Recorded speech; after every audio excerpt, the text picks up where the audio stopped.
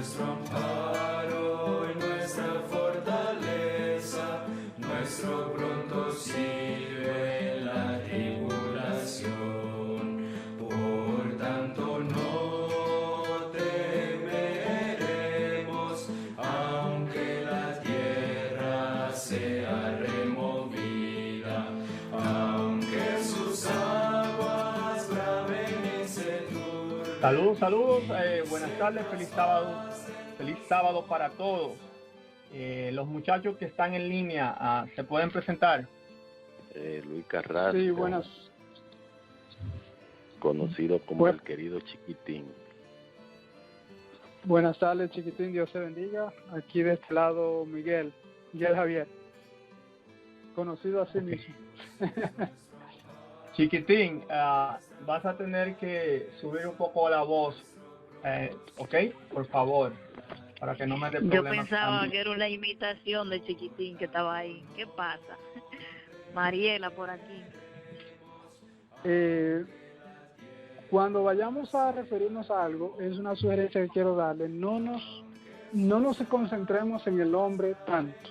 Si en algún momento tenemos que mencionar nombres de personas, porque esto es una respuesta que nosotros estamos dando a algo que se hizo, a una información que se dio en contra de una información que nosotros dimos.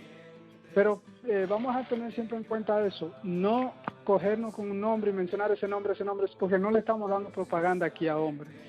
Nosotros simplemente vamos a presentar aquí la verdad que dice la palabra de Dios, y esa verdad va a estar plantada por encima de cualquier duda. Claro, muchas personas no la van a aceptar, eso es obvio, pero eso no es problema ya de nosotros. Sin embargo, quiero eso, que nos enfoquemos en presentar la verdad sin tener que atar a la verdad a un nombre, porque no queremos darle propaganda a nadie.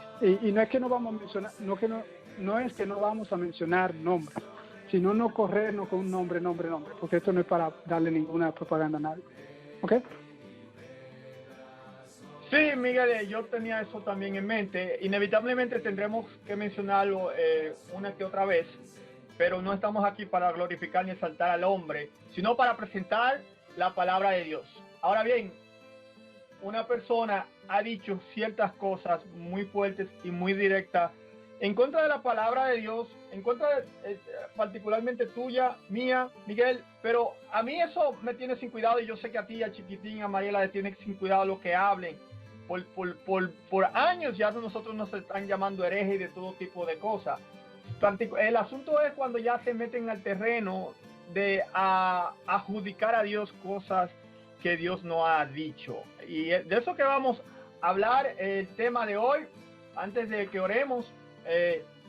A la ley y al testimonio, Elena White, bajo la lupa. Estaremos enfrentando los testimonios. 1844, que será el tópico principal. 1844 en las 2300 tardes y mañanas. ¿Ok? Bueno, ahí está Carlos Picard se esconde. ¿Ok? Y vamos a hablar de eso. Y vamos a comenzar, pero voy a dar una pequeña reseñita de eso, Miguel. Mariela, ¿puedes acompañarnos en oración? Una breve oración, María, por favor, para entrar de una vez en esto. Claro que sí. Oramos. Bendito Señor que estás en el cielo, mil gracias por tu palabra, por tu bondad, por tu misericordia, por tu luz. Acompáñanos y haznos dignos de ti siempre. En el nombre de Jesús. Amén. Amén. Amén, gracias, Mariela. Sí, ya yo anoche publiqué un video haciendo una invitación a que las personas vengan a esto, y ahí más o menos di un pequeño preámbulo, pero para beneficio de aquellos que no lo escucharon, ¿verdad? Y que se están conectando ahora en vivo, vamos a hablar del tema principal de 1844 y las 2300 tardes y mañana, fecha en que la Iglesia Adventista dice que Cristo entró al lugar santísimo. Vamos a comenzar con una serie de textos bíblicos en un momento, y que Elena White reafirma. De hecho, la Iglesia Adventista lo saca de lo que Elena White dijo. Pero la razón por la que este panel se da, ya hace un tiempo que nosotros hemos estado estudiando entre nosotros, poniendo a Elena White bajo el escrutinio de la Biblia, bajo la lupa. ¿Pasa o no pasa la prueba? Y vamos a hablar de eso hoy. Ahora, el predicador que ya mencioné, Carlos Picard, hizo un sermón para Cristo, ¿verdad? Un sermón para Miguel, para mí, que nos nombró por nombre particularmente, y el ministerio en general nos acusa de ser satánicos, de estar predicando herejía, de llevar a muchos al error y muchísimas otras cosas, y dice otras cosas en cuanto a la ley de Dios. Vamos a analizar Apocalipsis 19:5, ¿verdad? El espíritu de la profecía, 19:5, creo que sí. Vamos a hablar de eso un poco, pero a Carlos Ficar, Miguel, ya rapidito, se le dio la oportunidad de que él fuera parte de esto. Tú lo llamaste directamente a debatir, porque él dijo cosas, estaba como un gallo hablando y dijo cosas muy directas y muy fuertes con respecto a nosotros y nuestro ministerio. El que dice que cientos de almas ya han sido engañadas por nosotros, entre otras cosas, pero para ser justo, nosotros porque tenemos el teléfono personal de él, hemos tenido una amistad con él por ya varios años, y él nunca nos comunicó a nosotros, sin embargo fue y dio un sermón en su cadena de oración, lo cual nos llegó a nosotros. Pero le dijimos, ven, vamos yo hice un estudio, está ahí en cristoverdad.com, creamos una nueva serie que se llama Elena, ¿ok? Y vamos a analizar un poco de algunas de esas cosas, pero llamamos a este señor a que venga directamente a debatir con nosotros. Él le dijo a Miguel que él no creía en debate. Le dije, bueno, si tú no lo quieres llamar debate, vamos a llamarlo una conversación. Yo mandándole mensajes, a los cuales siempre evitó. Se le llamó a que se diera el día y la hora. Él nos dijo a nosotros que nosotros escojamos el formato. Después que le enviamos el formato, se queja y dice que se lo estamos dando una fecha que él no puede y que ese no es el formato. Le dije, ok, eso no es problema, se puede cambiar el formato, se puede ajustar, se puede cambiar la fecha, déjanos saber. Lo único que me dijo fue, ok, gracias. Y a pesar de que le envié varios mensajes más en audios y textos, y tú también, Miguel, él no volvió a responder. Se hizo, como dicen allá en nuestro país, República Dominicana, se hizo el loco. ¿Ok? Eso queda ahí y no nos vamos, esa información la tenemos en los mensajes personales que tenemos con él. Si él lo niega, ya ese es otro asunto y lo retamos a que lo niegue públicamente. Miguel, ¿ibas a decir algo antes de que comencemos? No, sí, definitivamente es eso. Ya está todo planteado. Ahora vamos a irnos al grano, vamos a irnos al punto. ¿Entiendes? Ya nosotros sabemos que nuestro amigo cree y que él está defendiendo. Ahora vamos a ver en breve si la Biblia lo apoya a él en eso. Realmente no es que nosotros, hermanos, y amigos que están escuchando, estamos pretendiendo tener una verdad absoluta ni nada de eso. No, pero cuando la Biblia dice no o sí, usted dice sí o dice no, como dice la Biblia, ¿no? En el mismo orden. Si dice no, usted dice no. Si dice que sí, usted dice que sí. Y eso no lo contradice ninguna persona que sea profeta, que se llame siervo de Dios o lo que sea. Usted ve una armonía en la palabra de Dios que es infalible. Entonces no podemos venir hoy día a hablar de otras cosas por el hecho de que o mantener tradiciones por el hecho de que se nos haya enseñado de una manera. Lo que la palabra de Dios dice es lo que va. Y vamos a probar el fraude que hay detrás de las iglesias también. Vamos a hablar un poquito de eso más adelante. Que las iglesias todas comienzan con el mismo cuento y la gente no parece entender eso a pesar de que está a la vista. Adelante.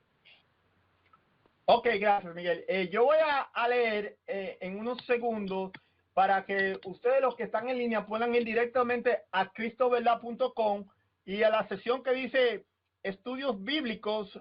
Ahí en el tercer renglón hay una nueva sección que se llama Elena. Tenemos unos 10 y con el día de hoy 11 tópicos sobre algunas cosas de Elena G. de White, profetisa adventista del séptimo día.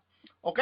Pero antes de eso, Miguel, antes de leer eso, yo quiero poner brevemente un pedacito, porque esto va en esa misma línea, de la cosa que públicamente este señor ya ha mencionado, predicó. Porque hay algo que, Miguel, yo lo había escuchado el audio, pero escuchándolo nuevamente, hay algo que me impactó bastante y creo que vale la pena. Así que escuchemos esto, nos tomará más o menos 1 minuto y medio y luego yo voy a leer la parte número 7 de la serie que se llama Elena White bajo la lupa, parte 7, Jesús y el lugar santísimo, escrito por Miguel, y está ahí en cristoverdad.com, que luego de esta transmisión todo eso quedará en el frente para que por un tiempo la gente tenga acceso fácil a eso, pero puede ir de inmediatamente a estudios bíblicos, artículos, estudios bíblicos y noticias, y entonces ahí busca la serie de Elena G. de White.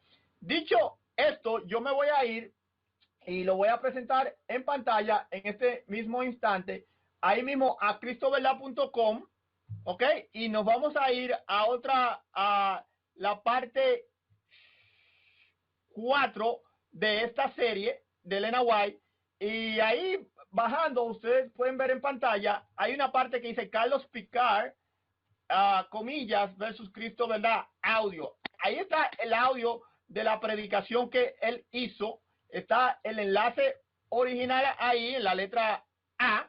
No voy a cliquear en ese porque ese contiene simplemente si usted le da aquí al reproductor, vamos a escuchar solamente la parte de la predicación, y yo lo voy a adelantar hasta el minuto 20, y de ahí ustedes podrán escuchar lo que este señor tiene que decir, y luego yo leo la otra parte y comenzamos. Ok. Se refiere a ángel, son los otros discípulos, hermano, que tenían el don profético. ¿Estamos entendiendo? Entonces, adora a Dios porque el testimonio de Jesús es el don profético.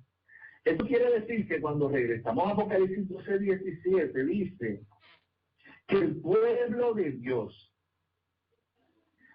tiene dos características: guarda los mandamientos de Dios y tiene el testimonio de Jesús. O sea que tiene el don profético, el espíritu de profecía en el último tiempo. ¿Y sabe qué quiere decir eso? Que iba a tener profeta, que la Biblia, la inspiración de Dios a través del Espíritu Santo para guiar a su pueblo, no terminó con el libro de Juan ni Apocalipsis, hermano. No, porque al comenzar el tiempo final, Dios vio necesario, porque vio el ataque de Satanás contra el remanente. Lo vio. Sin misericordia, Satanás iba a barrer con el pueblo.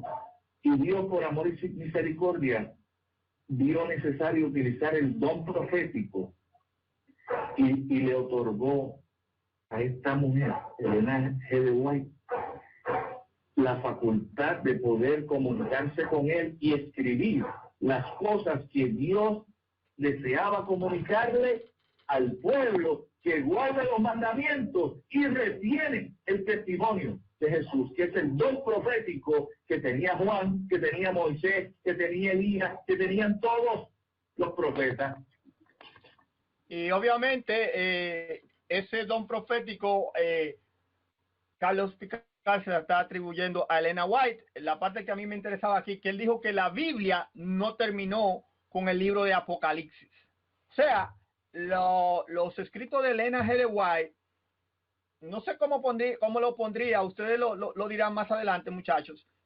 Sería una extensión de la Biblia o la Biblia misma, porque dice que no terminó con Juan y el Apocalipsis, sino obviamente continúa con Elena White. Ahora bien, yo voy a leer, como ya le dije, Elena White bajo la lupa parte 7, es un estudio por Miguel. Es bien simple y es simplemente Biblia. Biblia, como decimos en mi país, Biblia por un tubo. Voy a agrandar para que ustedes puedan leer a lo que lo están viendo por el video, pero como ya le dije, usted puede ir directamente a la página. Ok. Leemos, dice, voy a leer, dice, ¿cuándo entró Cristo al Santísimo?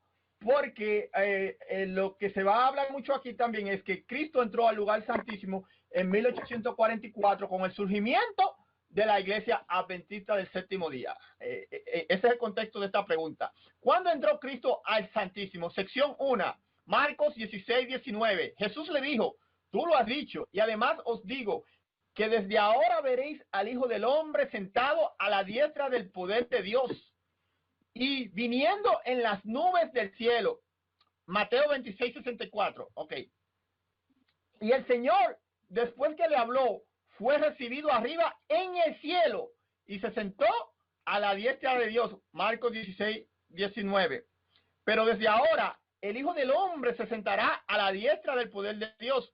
Lucas 26:69. Todavía un poco y no me veréis. Y de nuevo un poco y me veréis. Porque yo voy al Padre.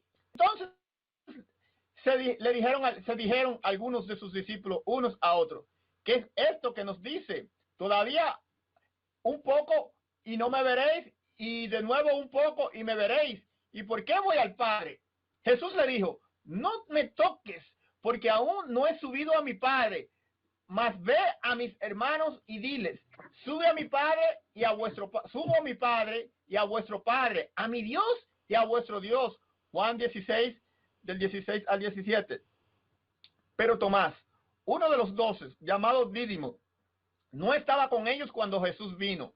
Le dijeron, pues, los otros discípulos, al Señor hemos visto. Él les dijo, si no viere en sus manos la señal de los clavos, y metiere en mi dedo en el lugar de los clavos, y metiere mi mano en su costado, no creeré. Juan 20:16 y 24 al 25. Luego dijo Tomás, pon aquí tu dedo y mira mis manos, y acerca tu mano y métela en mi costado, y no seáis incrédulos, sino creyentes. Y este es el versículo 27 de esa misma cita. Pero siendo profeta y sabiendo que con juramento Dios le había jurado de que de su descendencia en cuanto a la carne levantaría al Cristo para que se sentase en su trono. Pablo en Hechos 2:30. Pero Esteban, lleno del Espíritu Santo, puesto los ojos en el cielo, vio la gloria de Dios y a Jesús que estaba a la diestra de Dios. Y dijo, he aquí, veo los cielos abiertos y al Hijo del Hombre que está a la diestra de Dios. Hechos 7:55 al 56. ¿Quién es el que condenará? Cristo es el que murió, más aún el que también resucitó, el que además está a la diestra de Dios, el que también intercede por nosotros. Romanos 8:34. La cual operó en Cristo, resucitándole de los muertos y sentándole a la diestra en los lugares celestiales. Efesios 1:20. Sí, pues, habéis resucitado con Cristo, buscad las cosas de arriba, donde está Cristo sentado a la diestra de Dios. Colosenses 3:1.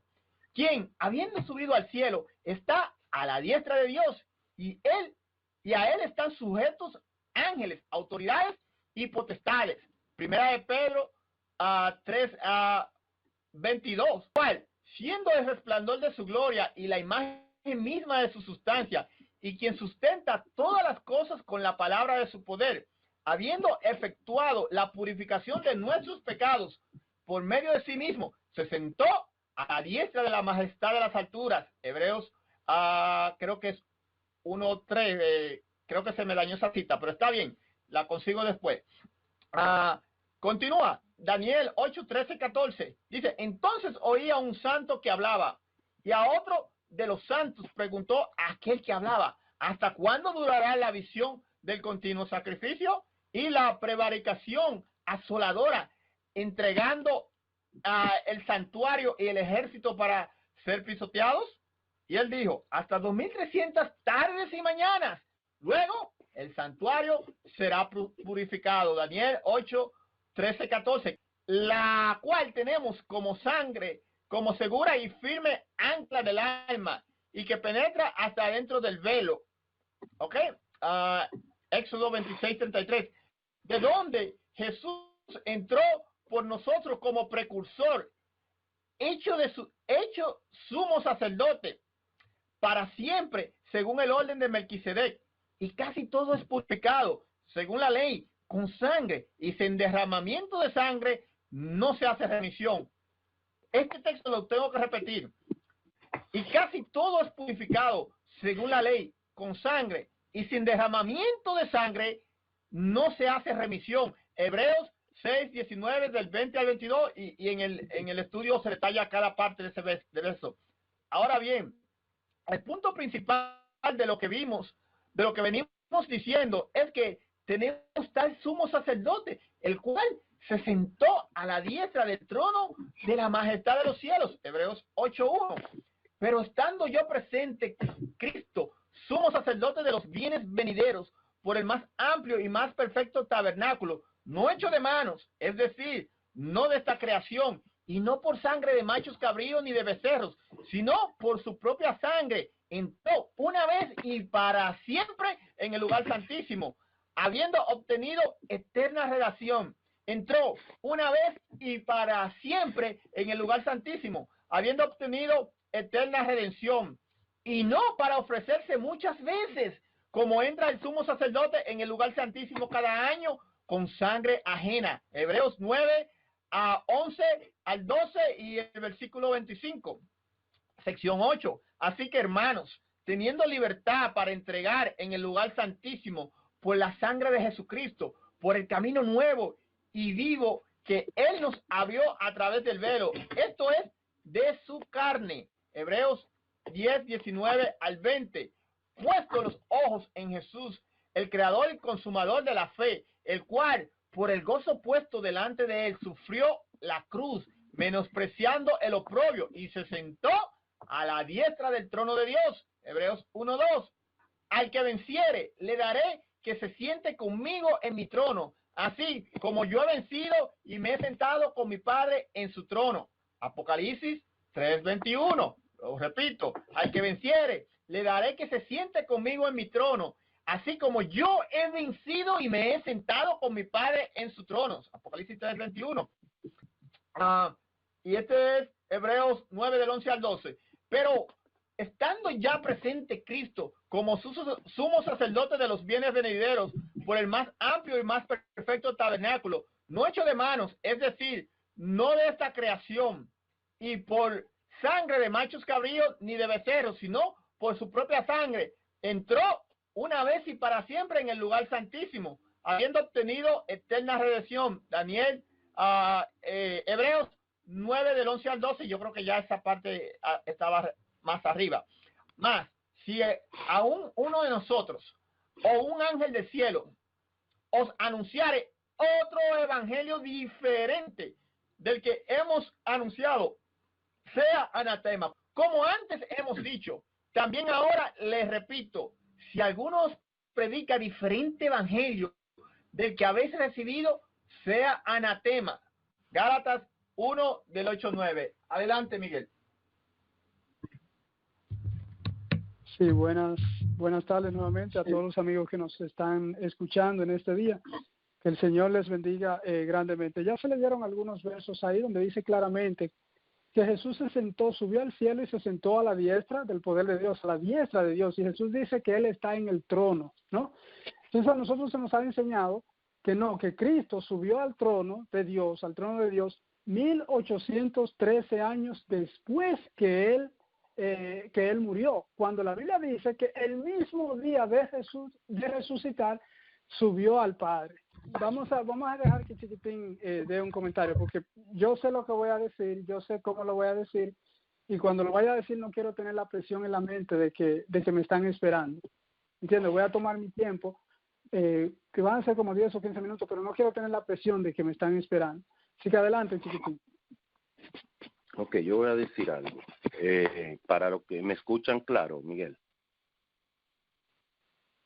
Sí, yo te escucho. Adelante. Muy bien. Para los adventistas que están escuchando, como adventista, nacido dentro de la iglesia, crecí escuchando la predicación de 1844. Es fuerte cuando años, toda tu vida, tú escuchaste y años después te das cuenta que aquí hay algo que no encaja. No se sientan con temor de investigar, que lamentablemente el temor de que no han metido, de que si tú investigas puede entrar en confusión y el diablo puede confundirte, no ha llevado a nosotros a retenernos de investigar y de indagar. Una de las cosas que este hombre dijo, creo que en el minuto, estoy tratando de mirarlo rapidito, en el minuto, bueno, te lo digo más adelante, fue una de las cosas que dijo fue que el investigar a Elena G. de White y los números que ella dio y lo que la iglesia era ir en contra de Cristo. Una de las cosas que él dijo. Y estoy tratando de dar, fue en el minuto 9:35 de la grabación que José Luis mencionó. El ataque a Elena G. de White no es a ella, es a Cristo mismo. Porque ella no buscaba reconocimiento, porque ella lo que hacía era escribir lo que Dios le decía a través de la inspiración divina. Y ahora se ensaña el enemigo en atacarla. Pues es obra que estaba ya definida. Hay un capítulo en Mensajes Selectos, tomo 3, el capítulo 51, se titula Ataques contra Elena G. de White y su obra. El enemigo no quiere que usted sea sellado. Para que usted no sea sellado, él va a quitar de en medio de usted el mensaje final de Dios, del tercer ángel. Lo va a sacar del camino del tercer ángel, para que usted se enfoque en otras cosas. Interpretan erróneamente lo que el Señor ha establecido. Que nosotros, en vez de ser adventistas de verdad presente, ahora somos historicistas, a historia, eruditos históricos. Se llenan hablando y segmentando el pueblo de Dios en historicistas y futuristas.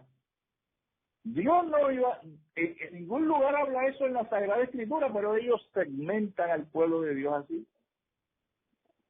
Y entran en unas divisiones, porque precisamente esa es la obra de Satanás. La unidad del pueblo de Dios se encuentra en el tercer ángel. Y todo lo que trate de separar al pueblo de Dios del tercer ángel proviene de Satanás. Y es una senda en la cual no debemos caminar. Y le voy a decir otra cosa. Aunque sean temas verdaderos, la verdad presente es lo que debe ocupar nuestro espacio, nuestro tiempo, nuestra atención. Porque es el mensaje que santifica. Pues estos hermanos están influenciando a mucha gente.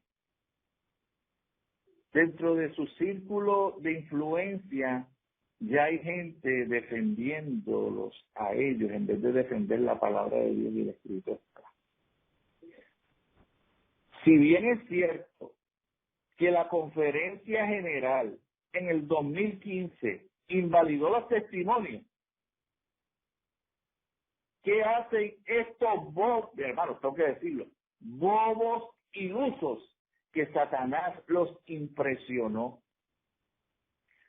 Ahora siguen la conferencia rechazando los testimonios. Ahora están en la agenda del diablo.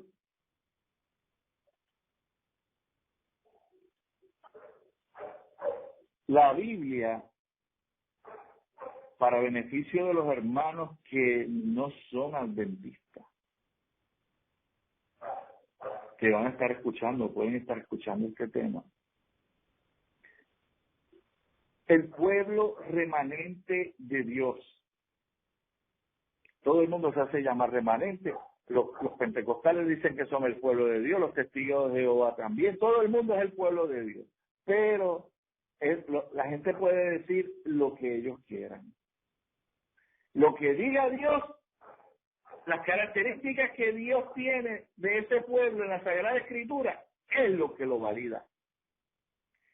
Y Apocalipsis 12:17 dice que después de los tiempos de la persecución de 1260 años, que la tierra ayudó a la iglesia, a la mujer, y abrió una boca y tragó el río que el dragón había echado sobre la iglesia. Satanás se enojó y se fue a hacer guerra contra el resto de la descendencia de aquella iglesia que fue protegida. Y el resto de aquella iglesia que fue protegida tiene dos características fundamentales en Apocalipsis 12:17, que guardan los mandamientos de Dios de Éxodo 20 y no del catolicismo ni del catecismo romano. Éxodo 20, hermano pentecostal, Éxodo 20, hermano católico, hermano testigo de Jehová, todas las denominaciones, todo el que quiere escuchar los mandamientos de Dios están en Éxodo 20. Esas son las características de los que son el pueblo remanente. Guardan los mandamientos de Dios. Y la gente dirá, pero ustedes se creen santos que los guardan. Nosotros no nos creemos santos, pero tenemos reverencia y atendemos el llamado y exaltamos lo que el Padre Celestial nos manda a hacer por una senda estrecha. Porque los que están en las denominaciones que mencioné adoran el domingo como el catolicismo, cuando la Biblia dice que es sábado. Pues hay una característica. ¿Por qué? Porque el mensaje del primer ángel llama a la gente a adorar al verdadero Dios, y eso es lo que estamos haciendo acá. Y que no adoremos a la bestia, porque viene la ley dominical, que es un día de adoración falso en el cual el mundo protestante que se une con Roma está siendo manipulado a través del ecumenismo para que acepte la marca de la bestia. De eso es lo que estamos hablando. Y por eso hay un ataque contra el remanente que guarda los mandamientos de Dios y tienen el testimonio de Jesús. ¿Y qué es eso del testimonio de Jesús? Las denominaciones dicen, pues testificar de Cristo, dar testimonio en mi vida de que Cristo está en mi corazón. Pues eso aplica, pero no es el sentido correcto de lo que quiere decir Apocalipsis 12:17 con las características de los mandamientos y los testimonios. Dice que el investigar a Elena G. de White es atacar a Cristo, irse en contra de Cristo. No sientan temor por personas que vengan a tratar de atemorizarlos cuando usted quiera investigar algo. Investigue sin temor. Hay cosas que no encajan, hay cosas que usted cuando comienza a mirar detrás de las letras que se escribió, no encajan. Pero la Biblia tiene respuesta para todo. Y todos esos versículos, si ustedes lograron copiar todos esos versículos, léanlos. Y caigan de rodillas, que Dios le iluminará. Pero no tengan temor de investigar porque un hombre o una mujer dijo algo que lo atemorizó. Investiguen sin temor. Y hoy se va a dar muchas cosas que van a remover los cimientos de ustedes. Van a remover los cimientos. Gente que toda su vida han escuchado una prédica. Hoy van a escuchar una nota disonante. No tengan miedo. Escuchen y estudien. Yo siempre insto, y los que están en el panel, que me conocen, saben que soy así. En el momento que yo recibo una información, hago dos cosas. me voy de rodillas y en ayuno y comienzo a leer en eso. Yo le insto que hagan lo mismo. Hagan lo mismo, porque el diablo es bien astuto y va a tratar de confundirlo de alguna manera o atemorizarlo. Hagan eso. Eso era lo único que quería decir por ahora. Miguel, regreso a ti. Muchísimas gracias. Bueno, atención entonces a todos ahí. Pongan mucha atención, por favor, a lo que voy a decir. Yo espero que nuestro amigo nos esté escuchando. Cariñosamente, el Tiki, como yo le digo, nos esté escuchando en este momento. No hay nada malo en estar cerrado. Miguel, disculpa, antes de que tú comiences, en lo que dijo Chiquitín, quiero agregar rapidito, lo que dijo Chiquitín de que no tenga miedo. Bueno, la Biblia, Jesús dijo en sus propias palabras, escudriñar las escrituras, ¿ok? Isaías 28:13 dice que la palabra de Dios le será dada como mandamiento tras mandamiento, renglón tras renglón, línea sobre línea, un poquito aquí, un poquito allá. Usted no debe tener miedo en enfrentar cualquier verdad. Dios mismo dice, probadme, ¿ok? Usted no debe tener miedo en eso si usted anda buscando la luz. Esas son tácticas para que usted, no, que al final él dijo que no, que ni siquiera que nos escucharan a nosotros, Miguel. ¿Qué hay detrás de todo eso? Adelante, Miguel. Realmente no es malo estar equivocado si cuando a uno se le presenta, si cuando Dios nos presenta la verdad, si cuando la palabra de Dios nos presenta su verdad, nosotros la aceptamos. Realmente hemos vivido de cuentos en cuentos en cuentos de lo que otras personas escriben y nunca vamos a la Biblia. Cuando Jesús dice escudriñar las escrituras, Jesús lo que está diciendo es que le probemos, escudriñala, te reto a que lea, dice Jesús, escudriña. Dios dice probadme ahora. Primera de Juan 4:1 dice claramente, probar los espíritus a ver si son de Dios. ¿Cómo es que a Elena White no se le puede probar? ¿Qué espíritu es Elena White? ¿O a qué se le teme cuando uno comienza a cuestionar el espíritu de Elena White? Porque al mismo Dios, nosotros podemos cuestionarlo, al mismo Dios nosotros podemos traerlo aquí, al banquillo aquí, hacerle preguntas, y el Señor viene a responder preguntas y a razonar con nosotros. En la Biblia nosotros vemos personas hablando, razonando con Dios. Moisés, por ejemplo, diciéndole a Dios, mira, Señor, si tú quitas este pueblo, mira, haz esto, mejor no destruyas al pueblo, porque si tú lo destruyes, tu nombre va a ser así, así, así. Y ustedes ven una conversación y Dios escuchando sin interrumpir a Moisés. Y al final, cuando Moisés termina de hablar, entonces Dios parece como que escucha, entre comillas, el consejo de Moisés, porque Dios sabe todo, hermano, desde antes que pase. Pero hay un ejemplo ahí dado por el mismo Dios, de que nadie está fuera de nuestro escrutinio, nadie está fuera de nuestra prueba, nadie está fuera de nuestra prueba. Elena White dice en una de sus citas en Testimonios en Consejo para la Iglesia, capítulo, La Iglesia en la Tierra, ahí está esa cita, quizás la ve más adelante con número, dice claramente que la iglesia de Dios está fuera de todo juicio humano, que cualquier opinión contraria a eso es en contra de Dios. ¿Cómo, hermano? ¿Cómo es eso? Pero cuando usted oye un mandato como ese, usted está viendo que no es un simple hombre el que está hablando, que no es una persona, y ni que tampoco ese hombre está respaldado por nada que tenga que ver con la palabra de Dios, porque la palabra de Dios no dice eso. Pablo lo que dice es, y todos los apóstoles, es que nosotros tenemos que vivir una vida irreprensible. ¿Para qué tenemos que vivir una vida irreprensible? Para que nadie tenga que reprender sobre nosotros, porque el día que haya que reprender sobre nosotros, entonces debe haber reprensión. Debe haber reprensión. Bienaventurado el hombre a quien el justo corrige. Bienaventurado cuando el justo te corrige, cuando el justo te reprende. Pero a Elena White no se le puede hacer eso. ¿Por qué? ¿Qué están ellos tratando de hacer? Bueno, están tratando de proteger un Dios falso. Un Dios que a la menor prueba se descubre todo.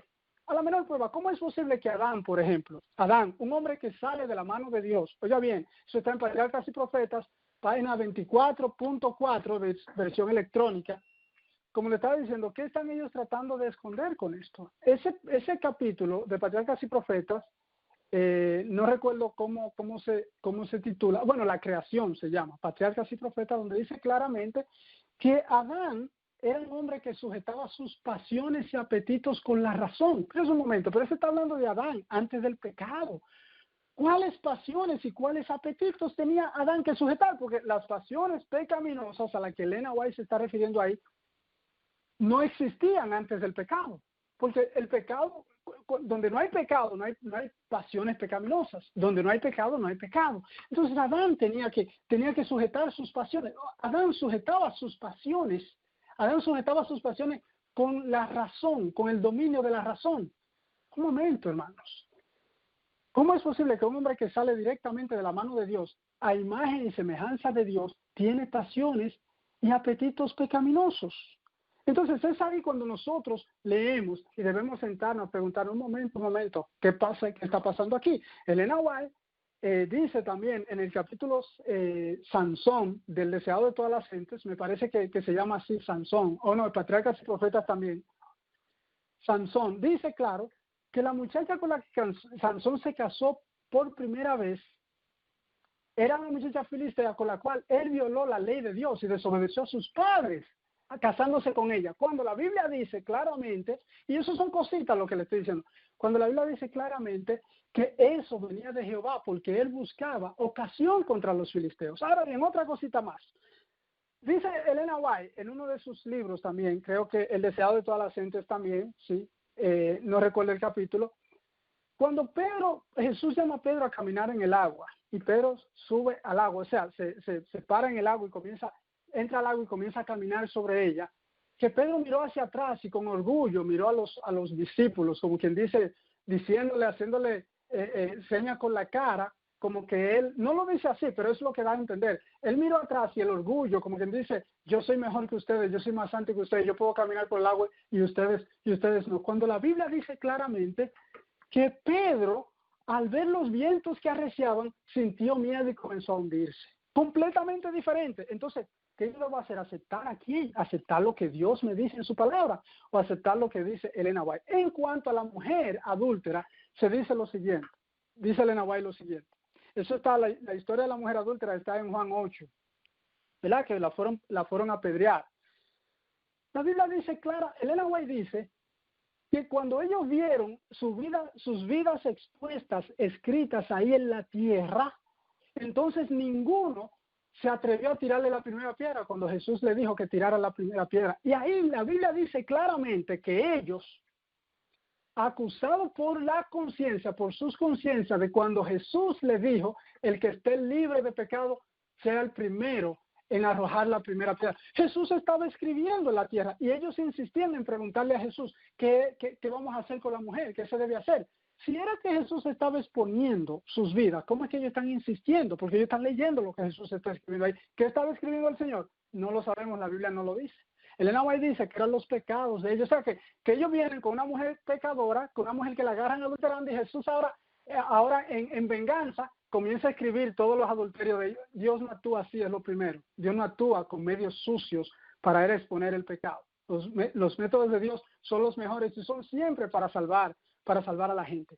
La Biblia dice claramente, ellos acusados, cuando Jesús le dice, sea primero, el que esté libre de pecado aquí, agarra una piedra y tíresela de primero. Y ellos, al oír esto, acusados por su conciencia, se marcharon todos. ¿Usted se está dando cuenta? En el libro Historia de la Redención, Elena White dice que el hombre iba a llegar a ser ángel, que Dios lo creó igual, menor que los ángeles, pero iba a llegar a ser como los ángeles. Bueno, ¿Dios creó en la tierra ángeles o creó hombres? Porque en la Biblia en el capítulo 5 de Apocalipsis es la historia ahí de los 24 ancianos que habla de que son hombres, y ellos mismos dicen que ellos fueron redimidos de toda la tierra. Y ahí no se ven hombres como con alas ni nada de eso. ¿Por qué ellos no tienen alas? ¿Por qué ellos no tienen alas? Como se supone muchas personas que deben tener los ángeles, aunque la Biblia no presenta, excepto los querubines del santuario, con alas a los ángeles. No lo presenta con alas. Habla de un ángel volando, pero eso no significa que tengan alas. Jesús ascendió al cielo y Jesús no tiene alas. Entonces, si somos imagen de Jesús, si somos creados por Jesús a su imagen y semejanza, ¿de dónde sale que nosotros íbamos a llegar a ser ángeles? Ahí dice que Jesús no fue Dios omnipotente todo el tiempo, que tuvo un comienzo, lo pone como una criatura, que Adán y Eva no fueron creados perfectos, que tenían que ser sometidos a una prueba y que Dios los puso al alcance de una prueba a la cual ellos no pasaron, y que si lo hubieran pasado, Dios entonces, ellos gozarían de la confianza de Dios y también podrían hablar con Dios. Cuando la Biblia dice claro que la voz de Jehová se paseaba por el jardín del Edén, eso era antes del pecado. ¿Cómo es que ellos hablaban con Dios antes? O sea, que se oía una voz antes del pecado que hablaba, y yo supongo que cuando una voz se oye en un lugar hablándole a alguien, se supone que esa persona también a quien le habla. Ahora bien, ¿cómo es que Adán logró? Oiga bien, mira la contradicción de esto y lo raro de todas estas cosas. ¿Cómo es que Adán logró, pecando, lo que no pudo lograr sin pecado? Que Adán no podía hablar con Dios, dice ella. Primer capítulo de la historia de la redención se llama La caída de Lucifer. Léanlo, lean entre líneas, aprendan a leer las letras invisibles que hay escritas. ¿Cómo es que Adán, siendo perfecto, no pudo hablar con Dios, no pudo lograr hablar con Dios, según Elena White? Y cuando peca, ahí mismo hay una conversación tremenda entre Adán, Eva y Dios. ¿Cómo es eso? Hermanos, hay cosas que no encajan. Vamos a entrar rapidito a esto. Fíjense algo. Este hombre dice que esto significa que hay profetas, que en el pueblo de Dios iba a haber profetas. Apocalipsis 19:10. El testimonio de Jesús es el espíritu de la profecía. Que en el pueblo de Dios siempre va a haber profetas. Un momento. Ya hay un problema garrafal. Porque si en el pueblo de Dios siempre va a haber profetas, hubo un tiempo que no hubo entonces pueblo de Dios,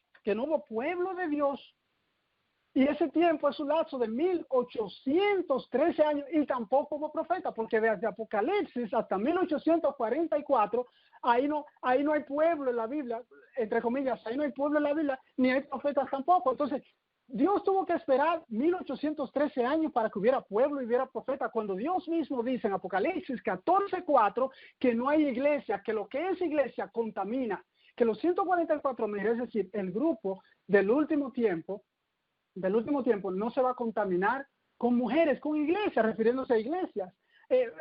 Este muchacho, Isaías 4:1, lo dice claro: 7 mujeres tomarán mano de un hombre, el hijo del hombre, y le dirán: no queremos tu pan ni tu vestido, no queremos tu palabra, no queremos a Jesús, no te queremos, Jesús, ni a ti, ni a tu justicia, ni a tu ley. Solo danos tu nombre, déjanos llamarnos del nombre de Cristo, iglesias cristianas, y quita nuestro oprobio. Apocalipsis 7 lo dice también. El mensaje a las iglesias lo dice también. No hay iglesia de Dios. No hay iglesia de Dios. Cuando Cristo, hermanos, antes de irse al cielo, Pilato le pregunta a él: entonces eres tú rey de los judíos. Él le dijo: tú dices que yo soy rey. Mi reino no es de este mundo. Eso está en Juan 18:36. Mi reino no es de este mundo. Yo no tengo reino en este mundo.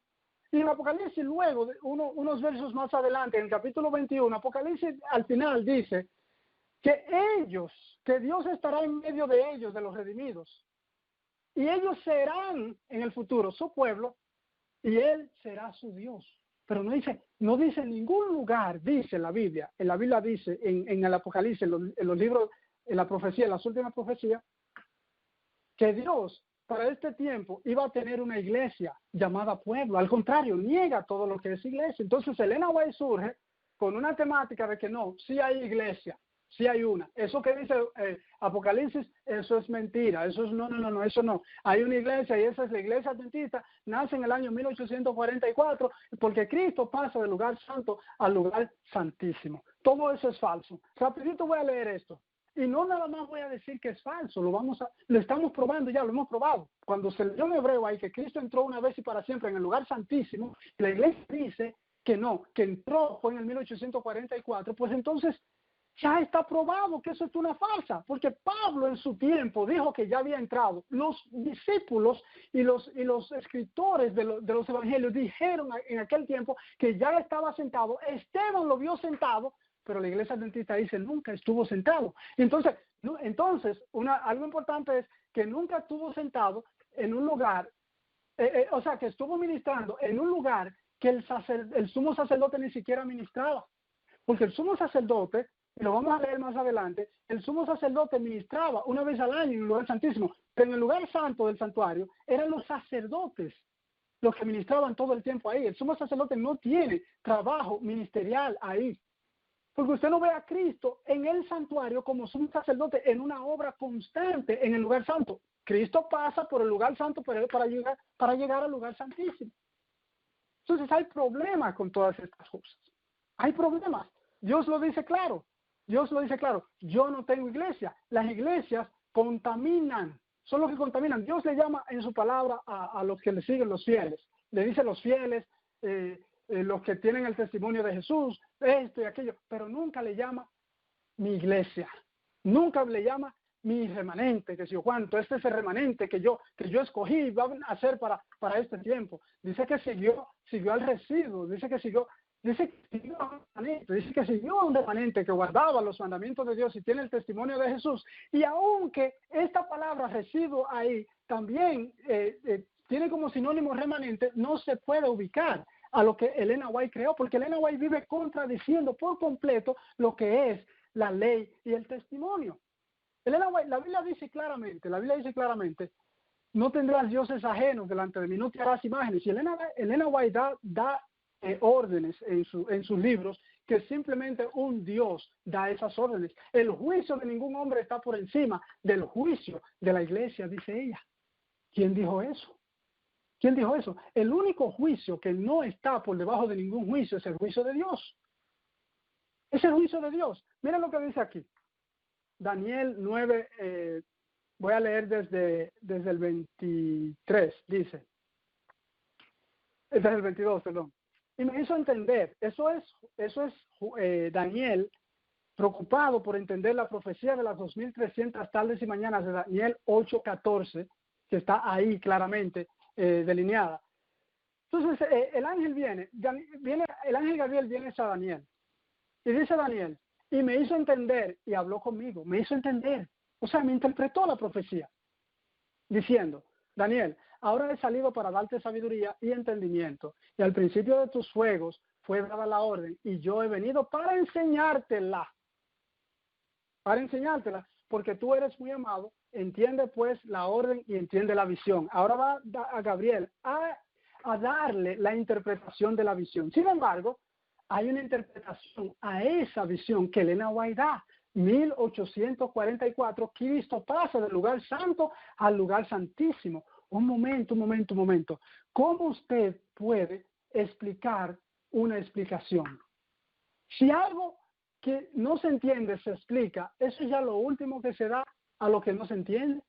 La interpretación de una profecía es algo que se da ya como explicación. Ya encima de eso no hay otra interpretación, no debe haber otra interpretación. Ahora bien, dice Gabriel, explicándole a Daniel la profecía de los 2300 tardes y mañanas, que le dijo en el capítulo 8, el verso 26, que la visión era para muchos días, la visión de los 2300 tardes y mañanas. Ni siquiera le dijo que era para el fin, sino que eran para muchos días. Y otras profecías que ellos, como la de los 1260 años, que ellos incrustan forzadamente en eso de que de 2300 años, están marcados para el fin. Cada vez que la Biblia habla de los 1260 días, tiempos y la mitad de un tiempo, 3 años y medio, 42 meses, siempre lo pone al fin, de un tiempo que se va a dar en el fin de 3 años y medio. 70 semanas están determinadas, estoy leyendo en el verso 24, 70 semanas están determinadas sobre tu pueblo. Ya Israel lo que tiene son 70 semanas, dice el ángel, de gracia, y sobre tu santa ciudad. Ahora bien, vamos a explicar esto por partes. Jesús le dice a Pilato, antes de Jesús entrar a Jerusalén, Jesús dice, Jerusalén, Jerusalén, que matas a los profetas y apedreas a los que te son enviados a ti. Eso está en Mateo 20, está como en 3 evangelios, pero está en Mateo 20. Y matas a los que son enviados a ti. ¿Cuántas veces quise juntarte como juntan las gallinas sus polluelos debajo de sus alas y no quisiste? Tu casa de Israel es dejada vacía. ¿Cómo que la casa es dejada vacía? ¿Cómo así? ¿Se vació la casa de Israel después de eso? Después de esas palabras. No, hermano, no se vació la casa de Israel después de esas palabras. En Israel siempre vivieron israelitas, a pesar de que ellos fueron transmigrados por muchos lugares, siempre hubo un grupo que se quedó ahí. Pero un momento, ¿qué se refiere Jesús? Que su casa es dejada vacía. ¿Qué somos nosotros para Dios? Según 1 Corintios 6:19, somos templo del Espíritu Santo. Y Dios tiene que llenar ese templo. Y nosotros somos hijos de Dios. Y nosotros juntos hacemos los fieles, la comunidad de Dios. La comunidad de Dios. Si Dios se va de nosotros, ¿qué pasa con nosotros? Nos quedamos llenos, quedamos vacíos, porque nuestro cuerpo debe estar lleno, repleto del Espíritu Santo, repleto de Dios. Y aquí está diciendo que la casa, Jesús está diciendo en Mateo 20 que la casa os es dejada vacía. Y no me veréis más hasta que digáis, he aquí bendito el que viene en el nombre del Señor, Hosanna al Rey de Israel. Ahora bien, ellos dijeron eso y proclamaron a Jesús Rey. Y una semana después, los mismos que dijeron esas cosas estaban crucificando a Jesús. En el año 70 la ciudad de Jerusalén fue destruida, pero la casa fue dejada vacía. Cuando Cristo le dice, tu casa es dejada vacía, no dice será dejada vacía. La gracia de Dios ya se apartó de ellos, ya se aparta de ellos. Ahora bien, cuando Jesús ante Pilato está siendo interrogado por este hombre, Jesús le dice a Pilato, mi reino no es de este mundo, mi reino no es de este mundo. Eso está en Mateo, como les decía, eso está en Mateo 20. En Juan 18:36, mi reino no es de este mundo. Señores, si el rey de Israel era Jesús, y lo proclamaron antes rey de Israel, y ahora Jesús está diciendo que él no es rey de Israel, ¿cómo está quedando la casa de Israel? Está quedando sin rey, está quedando vacía, la gracia se fue. Ahora, cuando a Cristo lo crucifican, el mundo experimenta una oscuridad que no viene de que por nube. La Biblia no dice que se nubló, no. Hubo oscuridad desde la hora sexta hasta la hora novena. Eso está en Mateo 27, 45 al 50. Hubo oscuridad en señal de que ya la luz a Israel se le había apagado. Jesús dice, este no es mi pueblo, mi reino no es de este mundo. Y si Dios dice, refiriéndose a Israel, que el reino de él no es de este mundo, ¿cómo es? Y que él no tiene reino en este mundo, ¿cómo es que hay un reino que hoy día dice que es del mundo? Que es de Dios. ¿Cómo es posible? Estas cosas no encajan. Ahora bien, hermanos y amigos que me escuchan, miren algo. Lo interesante de esto es lo siguiente. Cristo dice esto en Mateo 18:36. Y la iglesia que está diciendo hoy día, que es el moderno Israel, que nació en el año 1840, que supuestamente sale de un mensaje de 1844, es organizada en el año 1863. Si usted mira esos números del verso, donde dice Jesús, mi reino no es de este mundo, y mira la fecha en que esta iglesia fue organizada, la iglesia adventista, 1863, usted se va a dar cuenta que son los mismos números de Juan 18:63. Jesús diciendo aquí que no hay reino de él en este mundo, y ellos diciendo allá que hay uno, Elena White imponiéndole a Dios un reino en este mundo. Entonces, ¿a quién yo debo creerle? ¿A quién yo debo creerle? ¿Debo yo creerle a Dios o debo creer? Hay profeta porque Picard diga, eso significa, y usted ve lo que está haciendo él, es lo que él está diciendo, eso significa que siempre no, eso es una interpretación que le está dando. Y la Biblia dice claro, Apocalipsis dice claro, que al que le ponga o le quite a las palabras de la profecía, Dios borrará su nombre. Lo dice clarito. Ahora bien, 70 semanas están determinadas sobre tu pueblo y sobre tu santa ciudad para terminar la prevaricación y poner fin al pecado y expiar la iniquidad. Poner fin al pecado y expiar la iniquidad, 70 semanas. Hermano, ¿qué pecado iba a terminar a las 70 semanas? Ellos dicen que eso se cumplió del año 457 al 34 con la muerte de Esteban. Una pregunta que yo hago es lo siguiente. Pues entonces fue Esteban que murió por la humanidad, no fue Cristo. Si Esteban iba a terminar el pecado, y no es que el pecado iba a terminar ahí, porque eso ellos no lo explican, ellos no se meten en eso porque pues no lo saben realmente. Y se lo vamos a explicar ahora. Humildemente se lo vamos a explicar para que lo sepan, si lo quieren aceptar, si les da el deseo de aceptar la verdad. Ahí lo que significa esto es, terminar el pecado es el acta de los decretos en nuestra contra que habla Efesios 2:14 y Colosenses 2:14 en nuestra contra. Es decir, Adán pecó, hermanos, Adán pecó Y todos esos pecados que nosotros cometimos no iban a ser limpiados hasta que la sangre real que representaba el cordero y los animales que se sacrificaban en memoria de ese sacrificio que iba a hacer Cristo, se hiciera en Cristo. Entonces, una vez Cristo muere, ¿qué pasa con el pecado? El pecado se pone fin, hermano. Ya no hay decretos en contra de todos aquellos que se arrepientan de sus pecados. Ya hay el fin de la prevaricación ahí. Oiga bien lo que dicen. Y poner fin al pecado y expiar. La expiación, hermano, expiación viene de expiar. Es el nombre del verbo expiar. Y aquí dice, para poner fin al pecado y expiar la iniquidad, para traer la justicia perdurable. O sea, no era perdurable la justicia de Cristo en cuanto a los sacrificios que se hacían, porque no eran perfectos, eran un símbolo. Ahora Cristo viene y muere, y esto es justicia perdurable. Y sellar la visión. ¿Cuál visión? La de los 2300 tardes y mañanas. Porque a esa visión es que el ángel Gabriel le está explicando a Daniel. Y sellar la visión es cerrar con la visión. 70 semanas, cerrar con la visión y la profecía, y ungir al santo de los santos. Oigan bien, ungir al santo de los santos. ¿Qué significa esto de ungir al santo de los santos? Cuando los animales eran crucificados, los animales que representaban el sacrificio de Cristo, la sangre se llevaba al lugar santísimo, directo, se pasaba por el atrio, por el santo y hasta allá, hasta el final, al lugar santísimo.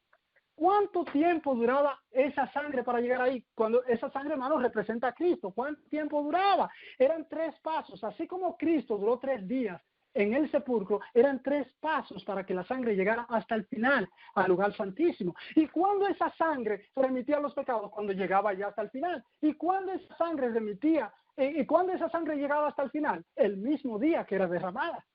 Entonces, nosotros tuvimos que esperar 1813 años para que Cristo entrara al lugar santísimo. Es decir, no hubo intercesión.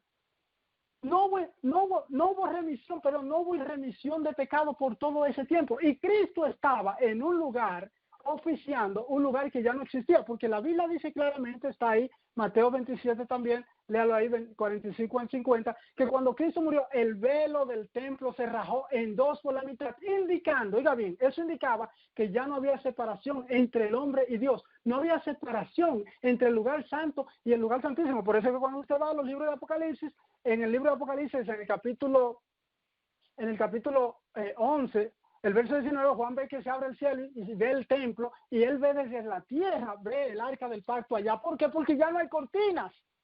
Sin embargo, en el capítulo 5, usted ve que Juan ve el candelero, los candeleros que representan el Espíritu de Dios, los 7 candeleros. Ve la mesa del incienso también, creo que en el capítulo 5 está ahí también, y en otro capítulo, en Apocalipsis, ve la mesa del incienso, pero no ve, lo único que Juan no ve de todo eso es la mesa de los panes de la proposición. ¿Por qué no la ve? Ahora bien, ¿por qué él ve todo eso junto? ¿Por qué él ve todas esas cosas juntas?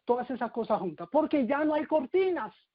Él puede ver todas esas cosas dentro del templo porque ya no hay cortina. El lugar santo desaparece con la muerte de Cristo. Desaparece con la muerte de Cristo. ¿Cómo es que Cristo pasó 1813 años oficiando en un lugar que ya no existía? ¿Cómo es? Entonces aquí dice, para ungir al santo de los santos. ¿Qué es el santo de los santos? El lugar santísimo. Recuerden ustedes que en la tierra había un lugar santísimo también, porque había un santuario aquí también. Ahora, ese santuario, el edificio se rompió, pero el arca nunca dejó la tierra. El arca nunca dejó la tierra. ¿Y por qué dice ahí ungir al santo de los santos? Mire, en el libro de Levítico, capítulo 16, 14 al 15, y Éxodo 29, 12, más 10 versículos, más 9 versos más de la Biblia que hablan de todas estas cosas, se menciona que una de parte de la sangre de los sacrificios que representaban la expiación era derramada al pie del altar. ¿Por qué la sangre era derramada? ¿Para qué la sangre era derramada al pie del altar? ¿Ustedes recuerdan cuando el centurión le pasó la lanza a Cristo, que salió agua mezclada con sangre? Agua mezclada con sangre. Y que las rocas se abrieron. Señor, esa sangre bajó y ungió algo allá abajo. Ungió algo. Yo les recomiendo a ustedes que busquen, y hace lógica, encaja perfectamente con esto. El lugar santísimo de aquí de la tierra tenía que ser tenía que ser ungido el mismo día en que Cristo muriera, con la sangre del mismo Cristo, porque en el santuario la sangre llegaba al lugar santísimo el mismo día. Cristo llegaba al Padre el mismo día, en símbolos. ¿Por qué iba a ungir el Santo de los Santos? Dice ahí en Daniel 8:24, para ungir, 70 semanas para ungir el Santo de los Santos, la sangre de Cristo, que iba a bajar al lugar santísimo aquí en la tierra, al arca del pacto, al propiciatorio, y rociarse ahí. Por eso sale la sangre con agua, porque la sangre sola no corre muy lejos. Entonces viene con agua porque esa agua le iba a servir de canal. Es lo más lógico, hermanos. Iba a servir de canal para llegar y ungir allá abajo el lugar santísimo. Por eso se rociaba. En el santuario no hay un símbolo de más. Por eso se rociaba parte de la sangre al pie del altar. Porque esa sangre iba a ungir la sangre de Cristo, la sangre real de Cristo, iba a ungir este lugar cuando él muriera, en símbolo de que Cristo entraba ese mismo día al lugar santísimo. Porque, oiga bien, el lugar santísimo, hermanos, a todos nos consta que es el trono de Dios. Ese es el trono de Dios. El lugar santísimo, ahí es que está el trono de Dios. Donde estaba el arca del pacto, ahí estaba la presencia de Dios constantemente. Ese es el trono de Dios. Ahora, cuando usted se va a Apocalipsis 5, ahí los 24 ancianos le dicen, dan gloria a Dios, al Cordero, porque nos has redimido de toda la tierra. Porque nos has redimido. Y hay 24 tronos, un trono para cada anciano. Entonces los ancianos que no son Cristo los redime y ellos sí entran a reinar con el Padre, pero Cristo dura 1813 años fuera del lugar santísimo, contradiciendo por completo lo que dice toda la Biblia. La doctrina del santuario lo dice claro. Recapitulo rápidamente.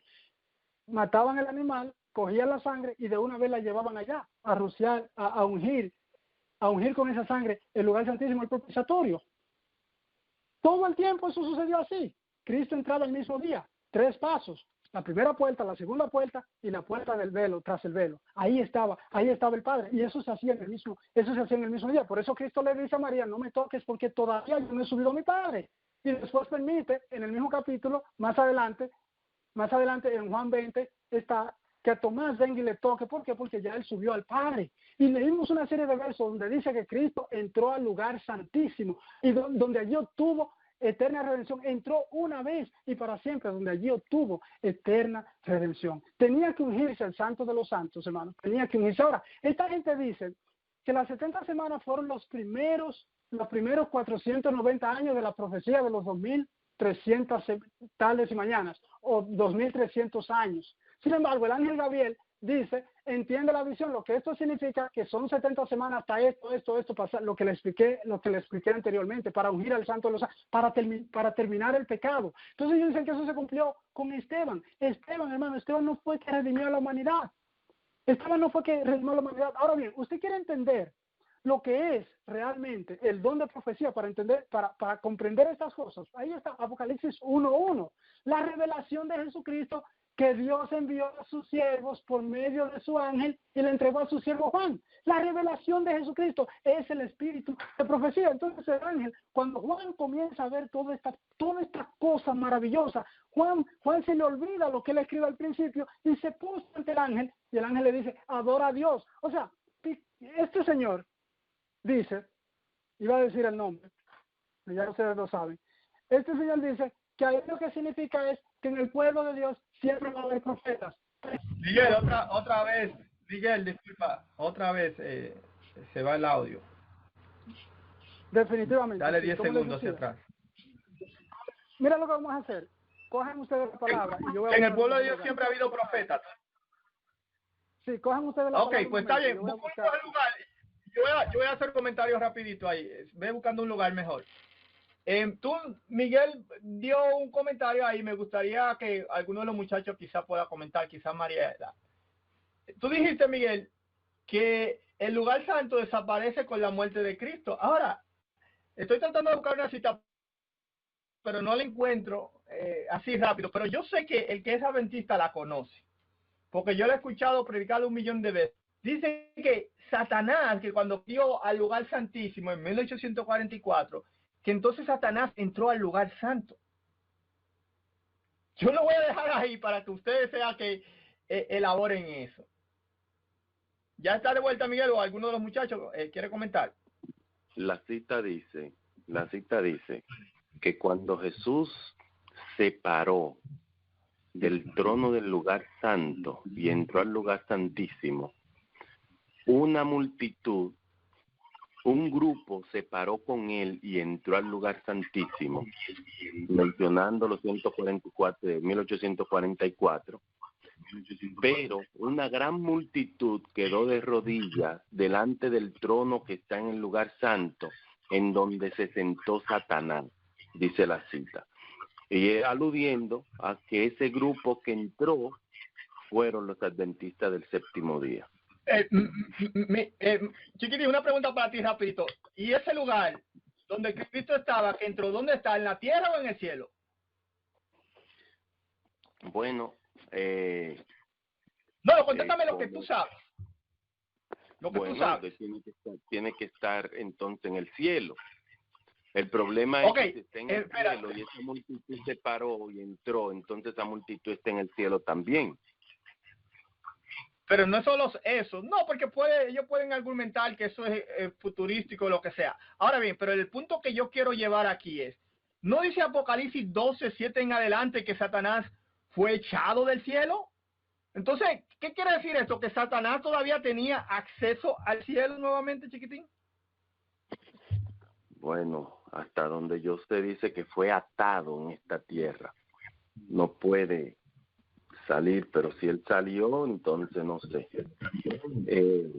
Hay un texto en el libro de Job que la gente atribuyen que Satanás todavía iba al cielo, esa gran reunión que hubo, no recuerdo qué capítulo de Job, donde estaba Satanás y habían algunos de los hijos de Dios y esas cosas.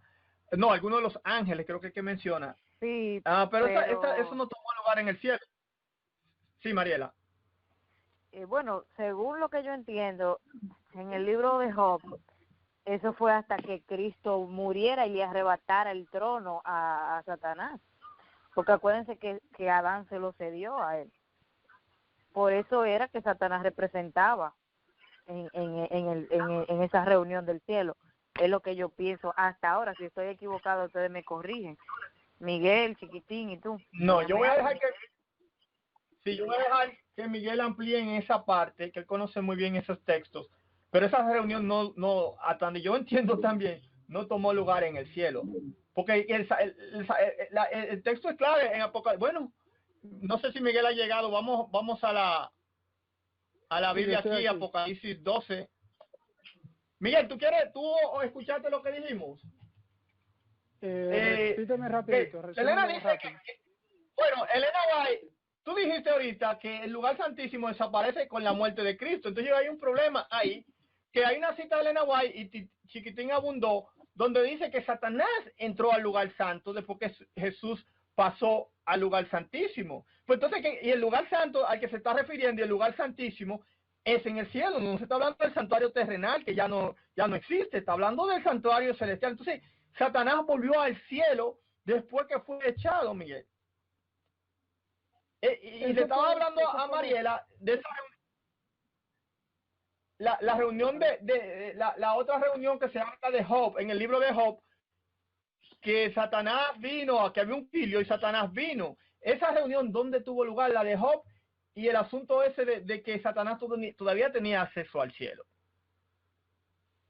Mira algo, eso se pudiera tomar de dos sentidos, en dos puntos, en dos vertientes. Por ejemplo, puede ser que se esté hablando ahí de manera espiritual, dándole el beneficio a la duda, ¿no? Porque si estamos supuestos a estar ya en el lugar santísimo y no estamos viviendo a la luz del lugar santísimo, que son los mensajes de Dios, de su ley santa, de Dios, del santo, estando en la presencia del santo, si estamos pretendiendo, por ejemplo, estar viviendo en la presencia de Dios, pero realmente nuestra vida dice que no, entonces puede decir, bueno, ellos se quedaron fuera, ellos se quedaron tras el velo, y en sentido figurado se pudiera forzar un poquito eso ahí. Sin embargo, ni una cosa ni la otra. El lugar santísimo no es para mencionar una vez Cristo sube al cielo. Y no una vez Cristo sube al cielo, sino una vez Cristo muere. Miren lo que dice Hebreos 9. Ahora bien, aún el primer pacto tenía ordenanzas de culto y un santuario terrenal. Porque el tabernáculo... Disculpa, Miguel, ¿dónde estás leyendo, Miguel? Hebreos 9. verso 1. Ok. En adelante. Ahora bien, aún el primer pacto tenía ordenanzas de culto y un santuario terrenal, porque el tabernáculo estaba dispuesto así. En la primera parte, llamada el lugar santo, mira cómo dice ahí, porque el tabernáculo estaba dispuesto así, estaba dispuesto así. Y ellos podrán decir, bueno, eso era porque él estaba hablando de Israel antiguo. No, un momento. En el momento que Pablo está diciendo eso, todavía el templo de Jerusalén estaba en pie. Todavía, eso no fue en el año 70, todavía en Israel se siguieron haciendo ofrendas y todas esas cosas, y el templo estaba ahí en pie. Y ya Pablo está hablando de que estaba ordenado así, estaba dispuesto así. En la primera parte, llamada el lugar santo, estaba el candelabro, la mesa y los panes de la proposición. Tras el segundo velo estaba la parte del tabernáculo llamado el lugar santísimo, el cual tenía un incensario de oro y el arca del pacto cubierta de oro por todas partes, en la que estaba una urna de oro que contenía el maná, la vara de Aarón que reverdeció y las tablas del pacto. Y sobre ella los querubines de gloria que cubrían el propiciatorio, de las cuales cosas no se pueden ahora hablar en detalle. ¿Por qué Pablo dice que no se pueden hablar en detalle? ¿Será que Pablo sabía dónde eso había quedado escondido? Y así dispuestas estas cosas en la primera parte del tabernáculo, entran los sacerdotes continuamente. Miren aquí cómo cambia él. Ahora él está hablando, Pablo está hablando ahora en presente. Entran porque todavía el santuario, el templo de Jerusalén todavía está erigido, no ha caído, todavía los romanos no lo han destruido. Entran los sacerdotes continuamente para cumplir los oficios del culto. Los sacerdotes. Hay una diferencia abismal entre lo que es el sacerdote, el sumo sacerdote y los sacerdotes.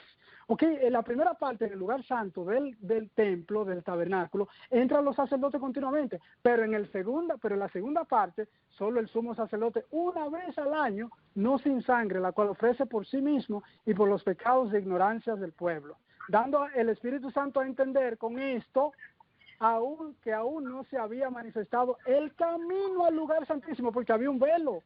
No había camino al lugar santísimo, estaba el velo todavía ahí, entre tanto que la primera parte del tabernáculo estuviese en pie. ¿Qué es lo difícil de esto? No se muestra el camino al lugar santísimo, entre tanto que la primera parte del tabernáculo, que es el lugar santo, estuviese en pie, lo cual es símbolo para el tiempo presente, según el cual se presentan ofrendas y sacrificios que no pueden hacer perfecto en cuanto a conciencia al que practica ese culto. Ya consiste solo de comidas y bebidas. Ok, lo primero es, miren, entre tanto que el tabernáculo, el camino al lugar santísimo no se muestra, entre tanto que la primera parte está en pie. Ahora bien, ¿qué hace a la primera parte? El velo que lo divide de la segunda, que es el lugar santísimo. Ahora bien, cuando Cristo muere, ¿qué pasa con ese velo? Ese velo se raja por la mitad. Ya ese departamento entonces ya no existe. Ahora, vamos a brincar al verso 11. Dice, pero estando ya presente Cristo, oiga bien,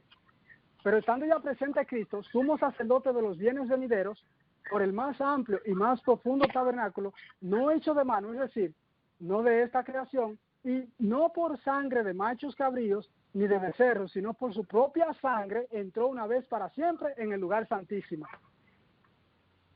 Señores, aquí lo está diciendo. Mientras se hacían los sacrificios, hacían esto, ahora Cristo, estando presente, Cristo elimina todo eso y Cristo entra una vez para siempre en el lugar santísimo. Entró, es decir, cuando Pablo está escribiendo esto y está hablando de esto, Pablo está hablando en pasado. Cristo entró al lugar santísimo. Y esta gente nos está diciendo, no, eso fue en el año 1844. No, mis hermanos, aquí me dice que Cristo entró al lugar santísimo una vez y para siempre, con su propia sangre. Antes se hacía con la sangre de los becerros y los machos cabríos, pero ahora es Cristo con su propia sangre. Ahora, vamos a irnos entonces al capítulo 8, a retroceder un capítulo, rapidito. Dice, ahora bien, el punto principal de lo que venimos diciendo es que tenemos tal sumo sacerdote, el cual se sentó a la diestra del trono de la majestad en los cielos, ministro del santuario y de aquel verdadero tabernáculo que levantó el Señor y no el hombre. Una pregunta rapidito a ustedes. ¿Qué es el lugar santísimo? ¿Qué es el lugar Pero santísimo? tú lo acabaste de responder, ¿Qué no es? la leíste. Tú lo ¿Qué es? acabaste de responder, lo leíste. Pero dígame qué es, por favor. Si lo leí. El no saben tabernáculo ustedes que tampoco. levantó el Señor y no el hombre. Pero oigan bien, pero ¿qué representa el lugar santísimo? ¿Qué representa el arca ahí adentro? Eso es el lugar donde está quién. El trono de Dios. El trono de Dios. El trono, Dios donde está el mismo. Padre, trono de donde Dios. está el Y Padre. aquí lo dice claramente. Cristo entró al trono de Dios. Ahora bien, el punto principal de lo que venimos diciendo es que tenemos tal sumo sacerdote, el cual se sentó a la diestra del trono de la majestad en los cielos, ministro del santuario, y de aquel verdadero tabernáculo que él levantó, que el Señor levantó, y no el hombre. Ahora vamos a ir al capítulo 6, el verso 19, verso del 17 al 20, dice: porque los hombres ciertamente juran por uno mayor que ellos, y para ellos el fin de toda controversia es el juramento para confirmación. Por lo cual, queriendo Dios mostrar más abundantemente a los herederos de la promesa la inmutabilidad de su consejo, interpuso juramento, para que por dos cosas inmutables en las cuales es imposible que Dios mienta, tengamos un fortísimo consuelo los que hemos acudido para asirnos de la esperanza puesta delante de nosotros, la cual tenemos como segura y firme ancla del alma, oiga bien, y que penetra hasta dentro del velo, donde Jesús entró por nosotros como precursor. Aquí lo dice, donde Jesús entró por nosotros, dice, la cual tenemos como firme ancla del alma, y que penetra hasta dentro del velo. ¿Qué es dentro del velo? Detrás del velo, el lugar santísimo, donde Jesús entró por nosotros como precursor, donde Jesús entró. Pablo está diciendo otra vez más, se está yendo al pasado, Jesús entró detrás del segundo velo por nosotros. Jesús está en el lugar santísimo, muchísimo antes de que Pablo comenzara su ministerio evangélico. Ya Jesús estaba en el lugar santísimo. Y antes de que Elena White llegara a existir.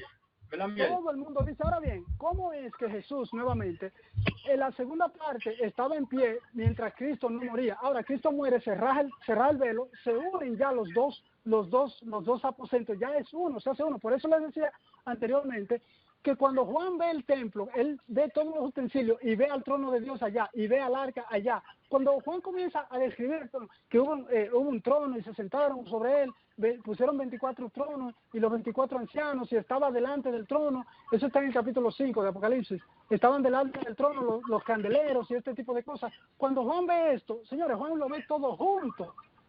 Juan lo ve todo junto. ¿Por qué? Porque ya el velo se cayó, ya no hay velo, ya no hay una división entre lo que era el lugar santo y el lugar, ya se desapareció el lugar santo. ¿Cómo es que Jesús, que nunca, como leí anteriormente, que nunca ministra como sumo sacerdote en el lugar santo, Jesús dura 1813 años ministrando en el lugar santo? ¿Y por qué yo digo 1813 años? Porque yo estoy contando desde el año 31, que es cuando Cristo muere. Cristo muere para remisión de los pecados, y la remisión de los pecados se remiten, se borran inmediatamente, hay derramamiento de sangre.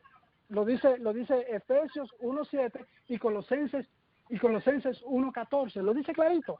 Cuando Cristo muere es que se hace la remisión de pecados, porque bueno, ¿qué sentido tiene que Cristo derrama su sangre para borrar los pecados, para expiar los pecados, y los pecados no se expían sino hasta el año 1844? ¿Qué sentido tiene eso? ¿Qué sentido tiene que Cristo quede en un lugar donde Él no está haciendo prácticamente nada, cuando Él mismo dice, yo voy al Padre? Y si Él va al Padre, es al lado del Padre. Y Él se sentó a la diestra del Padre, y el Padre está en el lugar santísimo. Lo dice la Biblia, pero Elena White dice, no, fue en el año 1844, y esta gente coge en Apocalipsis 19:10, que va a haber profeta, eso es Elena White. Yo les voy a decir ahora, pónganme atención, ¿me están poniendo atención ustedes?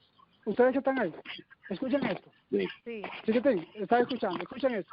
Elena White sí está en la Biblia, eso no lo vamos a discutir. Elena White está en la Biblia, pero no pero no en Apocalipsis 19:10. Elena White está en Apocalipsis 13:3. Oiga lo que dice Apocalipsis 13:3. Y vi una de sus cabezas como herida de muerte, y su herida mortal fue curada. Bueno, cuando usted mira la historia de Elena White, la supuesta historia de Elena White, ella cuando era niña recibió Elena 1, oiga bien, Elena 1, profeta. ¿De qué profeta es profeta, hermanos? No vamos a negar eso, pero no solo Dios tiene profetas. Elena 1, oiga bien, un 1 ahí porque ella es una, no, recibe una pedrada en la cabeza, recibe un golpe mortal en la cabeza que la dejó 3 semanas inconsciente. Oiga bien, 1 y 3, 3. ¿Y en qué curso estaba ella cuando eso pasó? En el 3er grado, porque claro, había que levantar a este profeta con el prodigio de que, mira, nada más llegó al 3er grado y escribió más de 100,000 páginas. Cuando realmente son los escribas los que escriben en la Biblia. No hay mujeres escribiendo palabra de Dios sagrada, palabra que Dios muestra desde el cielo.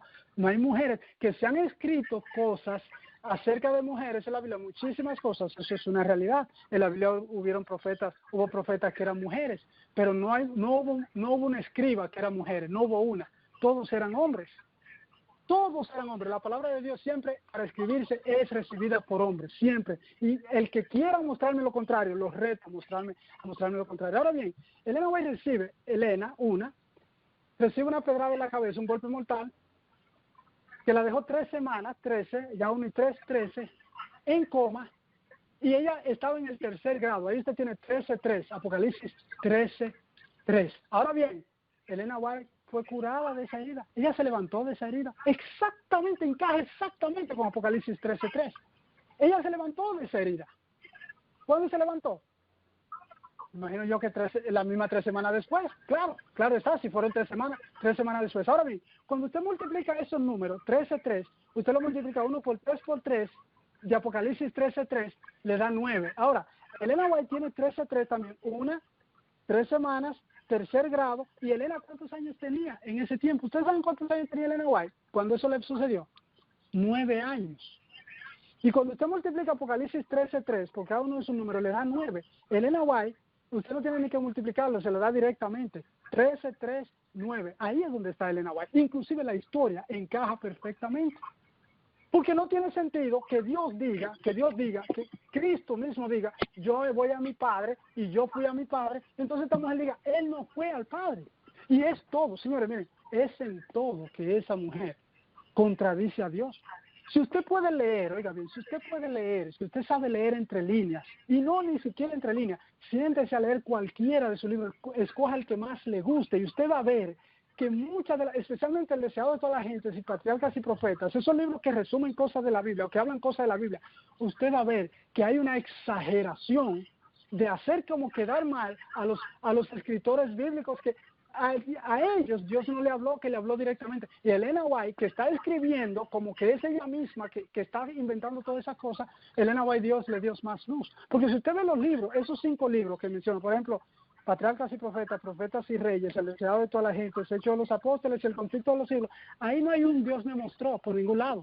Sin embargo, usted ve en los profetas constantemente Dios hablando en primera persona en esos libros. Jesús en el libro de Apocalipsis habla en primera persona. Muchas veces Jesús dice, yo, el testigo fiel, digo esto y esto y esto. Y pareciera como que es el mismo Jesús que está escribiendo todas esas cosas. Y a veces le dice al mismo Juan, escribe esto que yo te voy a decir. Yo digo esto, en primera persona. Pero ahí en esos libros no, esto pasó así.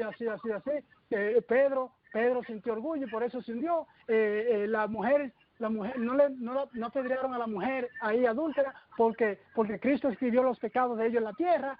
Sansón violó la ley de Dios porque se casó con una mujer, cuando Dios dice que realmente Sansón, lo que estaba haciendo Sansón era motivado por el mismo Espíritu Santo, por el Espíritu de Jehová. Lo dice claro la Biblia.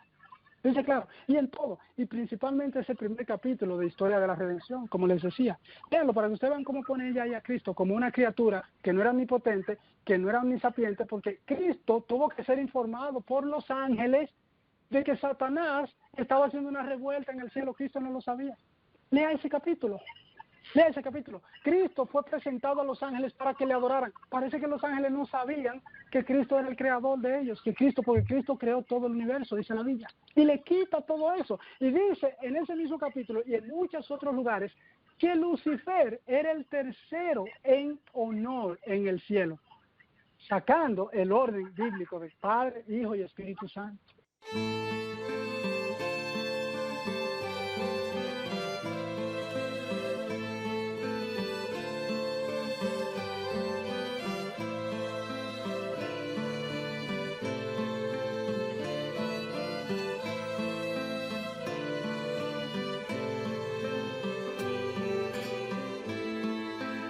Dios es nuestro amparo.